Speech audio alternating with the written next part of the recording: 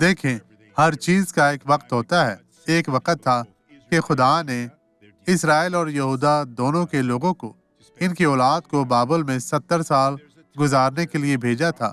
اور ایک وقت ہے، یرمیہ کی پیشگوئی باب 51 آیت 6 میں، بابل سے نکل بھاگو اور ہر ایک اپنی جان بچائے، اس کی بد کرداری کی سزا میں شریک ہو کر ہلاک نہ ہو، کیونکہ یہ خداوند کے انتقام کا وقت ہے، وہ اسے بدلہ دیتا ہے۔ اور بابل کو وہ بدلہ ملا جس کا وہ مستحق تھا۔ اسرائیل اپنی سرزمین پر واپس چلا گیا۔ کوئی قید ہمیشہ کے لیے نہیں ہے، جیسے کہ کوئی گناہ نہیں ہے جو ہمیشہ کے لیے رہتا ہے خدا کے ساتھ درست ہو جائے۔ آئیں اب دعا کرے باپ، ہم دعا مانگتے ہیں۔ میں اس شخص کو برکت دیتا ہوں اور کہتا ہوں بدی چلی جا، غائب ہو جائے یسوع کے نام میں۔ آپ اپنے ہاتھوں اٹھائیں اور کہیں خدا تیرا شکر، تیری تعریف ہو